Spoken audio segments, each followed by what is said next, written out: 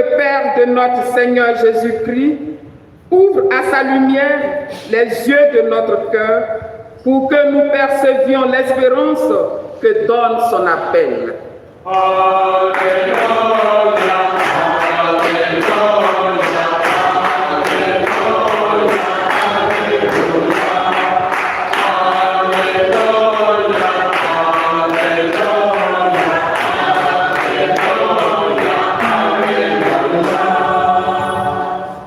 Le Seigneur soit avec vous. et avec votre esprit. Bonne nouvelle de Jésus-Christ selon saint Marc. Gloire à toi, Seigneur.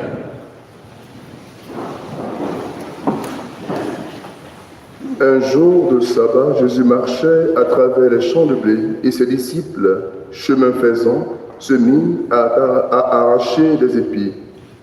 Les pharisiens lui disaient « Regarde ce qu'ils font le jour du sabbat, cela n'est pas permis. » Et Jésus leur dit « N'avez-vous jamais lu ce que fit David lorsqu'il fut dans le besoin et qu'il eut faim, lui-même et ceux qui l'accompagnaient?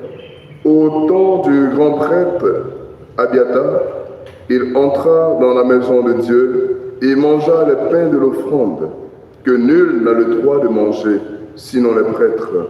Et il en donna aussi à ceux qui l'accompagnaient. Il leur disait encore, le sabbat a été fait pour l'homme, et non l'homme pour le sabbat. Voilà pourquoi le Fils de l'homme est maître même du sabbat. Acclamons la parole de Dieu. Louange à toi, Seigneur Jésus.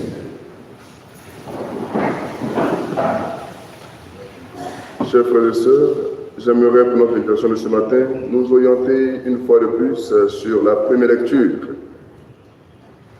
où nous voyons que le Seigneur nous rejoint dans notre marche quotidienne. Voyez-vous, hier, c'était que Saül n'avait pas obéi à ce que Dieu lui avait ordonné.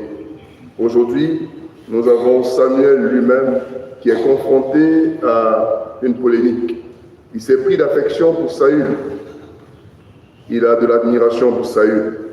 Et à cause du péché de Saül, le Seigneur a détourné de Saül son choix. Il demande donc à Samuel d'aller donner l'onction à un autre.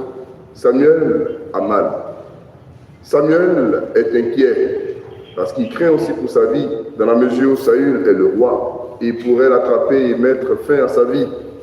Mais devant toutes ces péripéties, Samuel obéit, contrairement à Saül qui n'avait pas obéi. Malgré les peurs, malgré les inquiétudes, malgré l'affection qui prend le cœur de Samuel, Samuel obéit.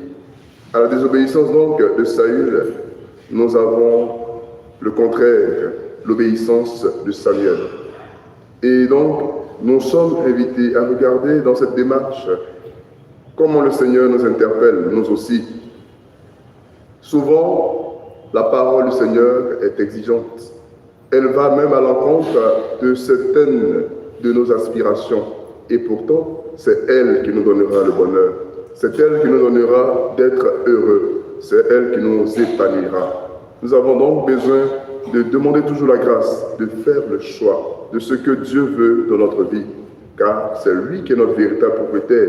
Et il ne peut pas ne pas vouloir ce qui sera bon pour nous. Deuxième élément, c'est que lorsque Samuel arrive pour le choix et pour l'onction, il a un regard, mais qui est un regard humain. Il voit le premier et il dit sûrement, c'est celui-là que le Seigneur a choisi. Mais le Seigneur lui met au cœur que ce n'est pas son choix. Et contre toute attente, celui vers qui son regard n'était pas tourné, c'est celui-là que le Seigneur avait choisi. Pour dire que le Seigneur ne regarde pas l'apparence.